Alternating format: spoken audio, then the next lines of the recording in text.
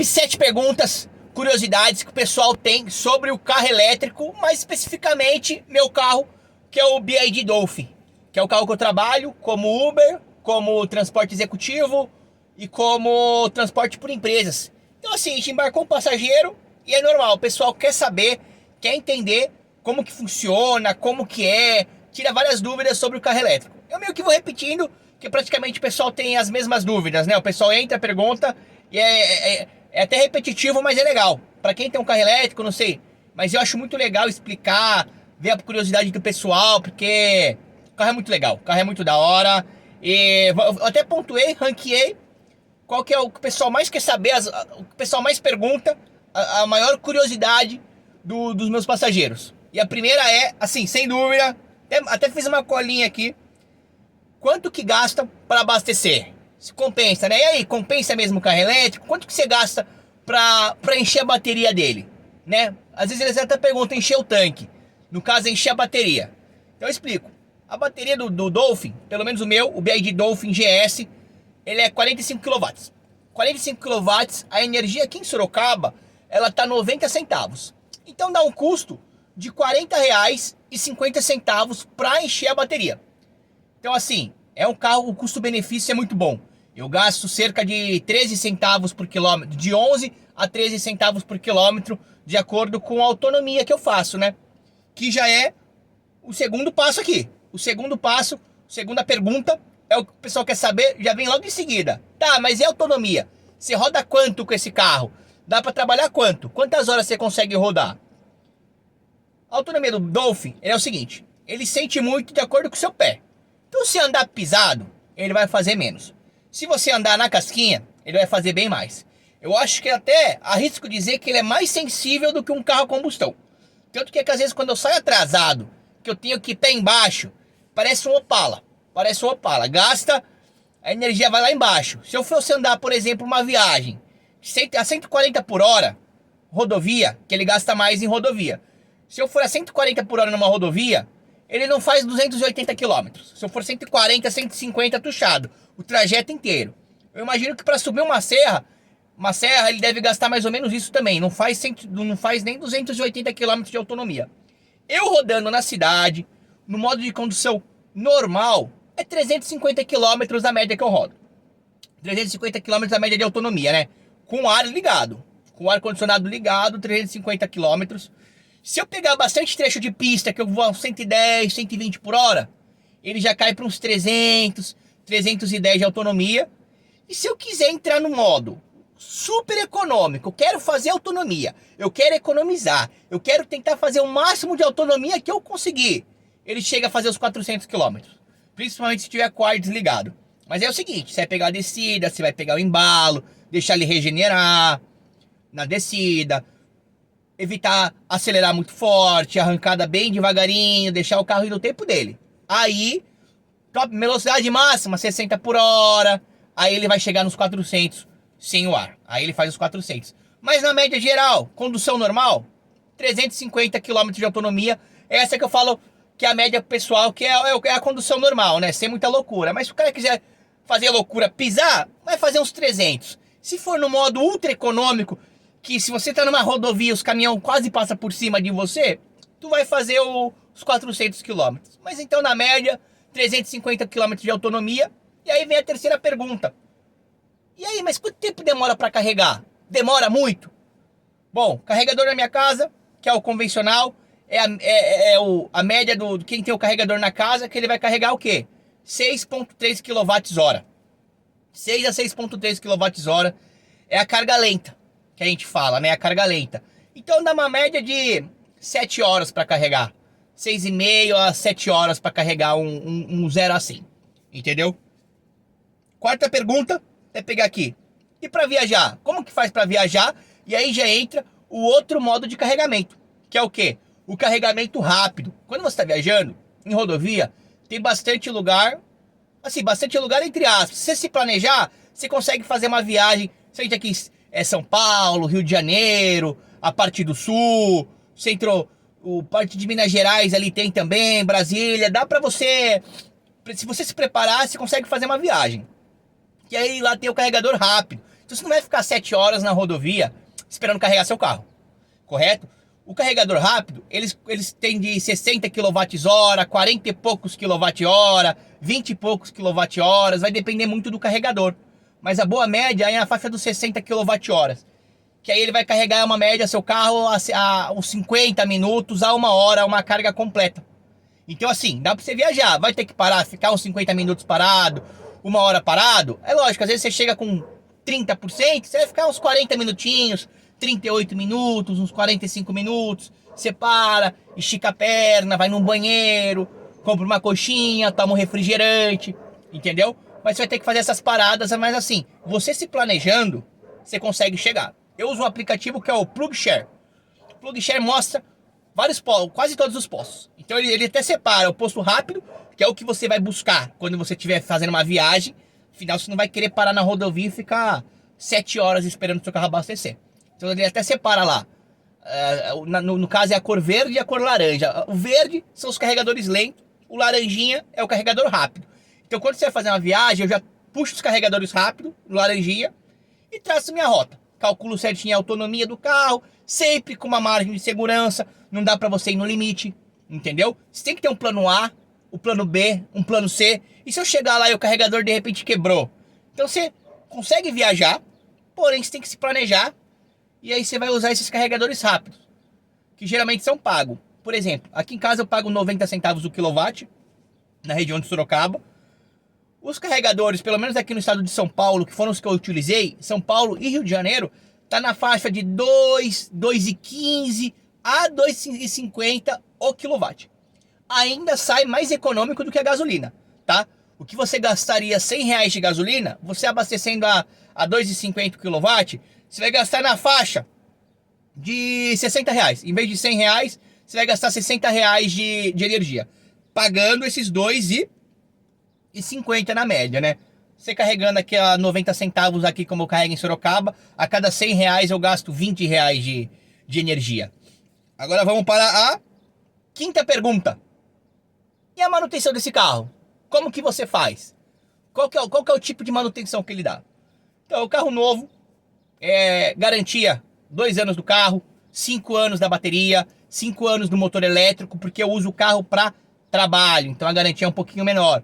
Mas, só para você ter uma noção, o carro elétrico ele tem 5 vezes menos peça do que um carro a combustão.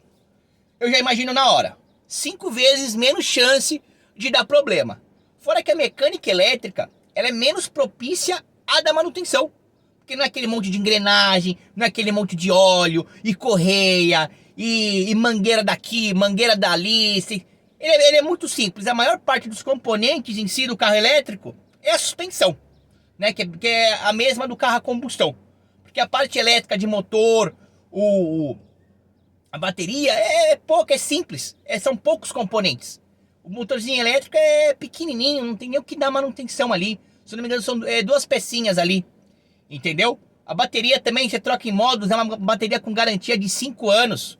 É uma bateria que ela é feita para durar 5.000 ciclos. Você rodando na faixa de 350 km, é para rodar 1,5 milhão de quilômetros. Tudo bem que, assim, é o que eles dizem. Se vai rodar isso ou não, só o tempo dirá. Mas só deles darem 500 mil quilômetros de garantia, sinal que é para aguentar. Para quem não trabalha com o carro, são 800 mil quilômetros de garantia ou 8 anos. É muita coisa. É muita coisa, sinal assim, que a bateria aguenta. Então é um carro que não é para dar manutenção. Você vai gastar mais com pneu. Pneu você vai gastar, porque o pneu ele gasta um pouquinho mais, porque o torque é instantâneo. Entendeu? Você pisou, ele vai te entregar o torque ali mesmo. Então se você tiver o pé pesado para sair, ele vai comer mais pneu. Não é nada absurdo, mas você vai consumir o pneu, vai ter que gastar o pneu. E a suspensão, que ainda não tem o carro que voa. Para fugir da suspensão só se o carro voar.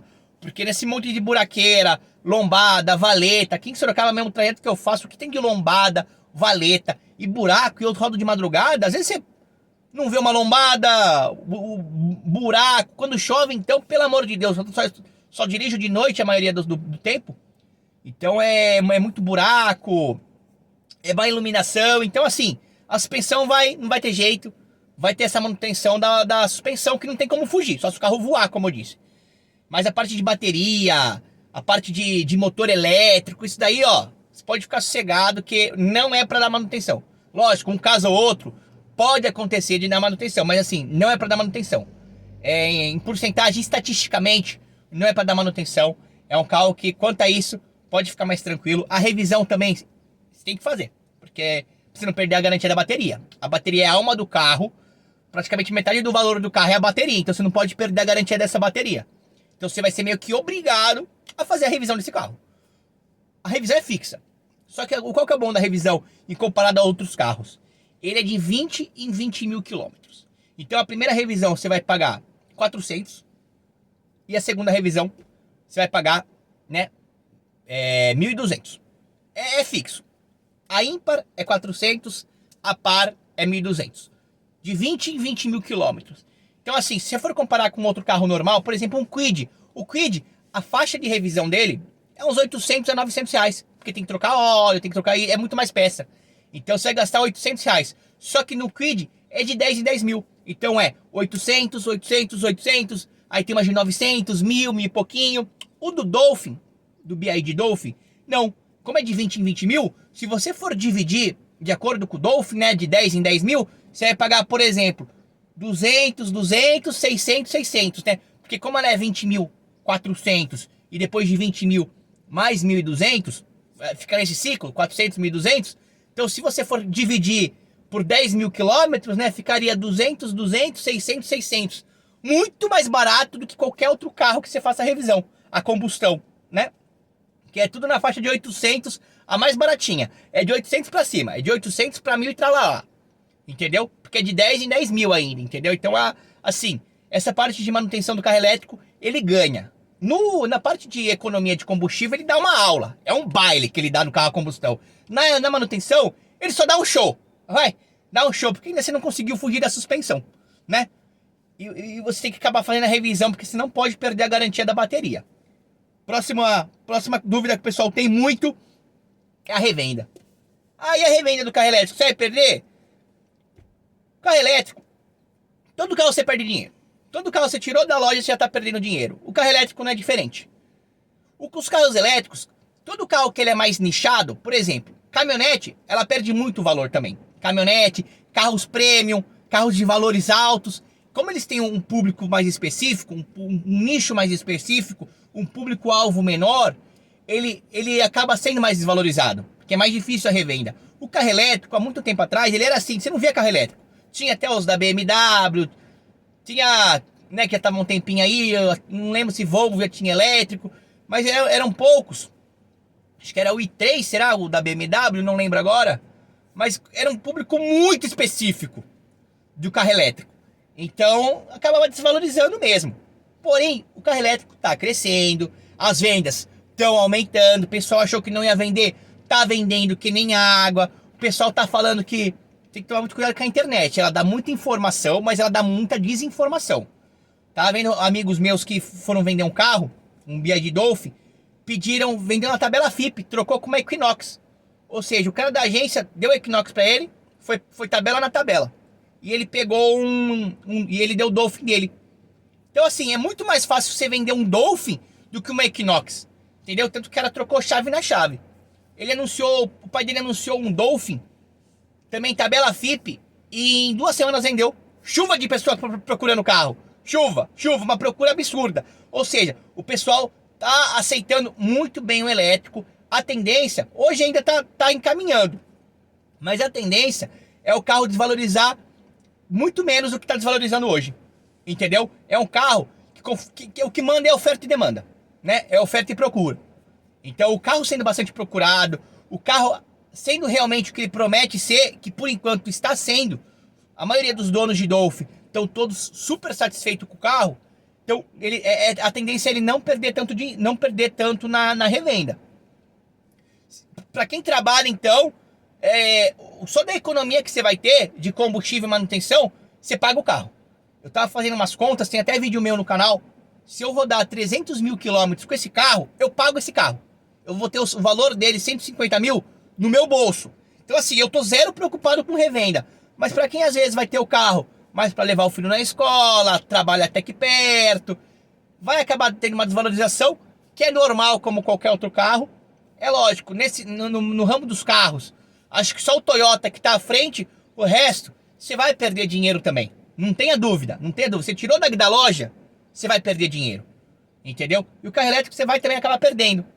Hoje você perde um pouquinho a mais, por causa que é um nicho mais específico. Apesar que se você for comprar uma caminhonete mais específica, ela também vai perder mais. Se você comprar um carro premium mais específico, você também vai perder mais nele, entendeu? Então o carro elétrico ele ainda é nichado. Mas do jeito que tá andando as coisas, a procura que tá tendo carro elétrico, o BYD Dolphin Mini então, olha, logo logo eu te garanto não, eu aposto que o carro elétrico ele vai sofrer, pelo menos os que estão vendendo bastante, né? Por exemplo, o BYD Dolphin Mini, o GS, eles vão sofrer muito menos desvalorização do que alguns carros a combustões que já estão aí no Brasil aí rodando, sabe? Isso é uma aposta minha por causa da oferta e demanda. Oferta e a procura, né? Que é isso que movimenta o preço. É isso que movimenta o preço. Ah, seu carro vale 50% da FIP. Se eu anunciar ele e tiver uma chuva de pessoa querendo comprar, eu posso subir o preço dele, entendeu? Agora, se de repente uma tabela FIP falar, ah, seu carro vale X e ninguém procura esse carro, eu vou ter que abaixar, não importa o que a tabela FIP fala. Se eu quiser vender e ninguém quiser comprar, eu vou ter que ir abaixando o preço. O carro elétrico está sendo meio que ao contrário. Você joga aquele valor da FIP, o pessoal compra. Você não precisa nem jogar abaixo da FIP. O pessoal já está procurando muito. É que por enquanto, como o carro é novo, a maioria está preferindo carro zero. Não tem por que você comprar, às vezes, um carro com 5 mil quilômetros rodado perto do preço original. Não existe, a pessoa vai preferir comprar o carro zero. Então qualquer carro que você tira da loja com baixa quilometragem, você nunca vai conseguir o preço do próximo do zero. Mesmo que você rodar um pouquinho, senão a pessoa vai preferir o carro zero. Então por isso que você vai acabar perdendo um pouquinho na revenda no começo, porque a maioria dos carros da BYD são novos. Mas conforme for passando o tempo, confiança, a oferta, a procura está sendo cada vez maior, eu acredito que vai perder menos, a desvalorização vai ser um pouquinho menor. Mas tirando essa parte da desvalorização, né, mesmo que ela não seja menor, a economia que você tem nesse carro é absurda, que cobre, mas de sobra a desvalorização. 300 mil quilômetros, se eu rodar, por exemplo, eu já pago esse carro. Eu vou ter 150 mil guardados no meu bolso, caso quase eu guarde a economia, né? Só pra você ter uma noção, assim, é absurdo. E agora, sétima e última, é o desempenho do carro elétrico. O pessoal pergunta, e esse carro? Essa parte até gosto. E esse carro? Ele anda mesmo? É um carro bom? Ele é ligeiro? Aí eu dou aquela leve demonstração. Dou aquela aceleradinha, pessoal, nossa! Caramba! Ele é ligeiro mesmo, né? O carro realmente, pelo menos na cidade, esse trajeto curto, sabe? Aquela arrancada que ele anda e para, ele é muito ligeiro. Ele é muito ligeirinho, a resposta é instantânea. Você dá pé, ele responde na hora. Eu até gosto de brincar quando é uma subida. Quando é uma subida, você vê os outros carros tendo que voltar uma segunda, né? Tentando pegar um embalo. Se não pegar embalo, vai se arrastando na subida. Esse carro aqui, se ele não tiver embalo, ele tiver devagarzinho na subida, você deu pé nele, ele não tá nem aí se é subida, se é descida, o que é. Ele te entrega a potência e ele vai. E ele sobe. Às vezes tem carro subindo a 20, 30 por hora. Esse carro ele pega 100 na subida. Se bota o pé, ele sobe. É lógico. Gasta bateria, vai gastando bateria, né? Quando você enfia o pé numa subida, você só vê o quilowatt subindo aqui, ele gastando, né? Às vezes só uma subidinha já desce 1% ali, dependendo da pisada.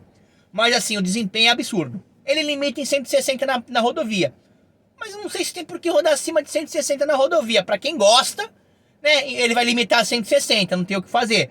Mas até o 160, ele vem numa crescente absurda. Você vê assim, é que ele limita. Senão ele tinha espaço pra ir embora, viu? Porque ele vem com muita força. E assim, no trânsito, no dia a dia, que é a proposta do carro, que é o uso urbano, carrinho extremamente ligeiro, tá? Essas são as 7 perguntas que o pessoal aqui dos meus passageiros do Uber, do transporte executivo, das empresas que eu atendo, a maioria fazem essas perguntas, são as 7 perguntas mais feitas aqui dentro do meu BYD Dolphin. Espero ter respondido com clareza algumas. Talvez a única que possa ter ficado mais uma dúvida é a desvalorização, porque é uma incerteza, entendeu? Só o tempo dirá. e não tem uma informação exata.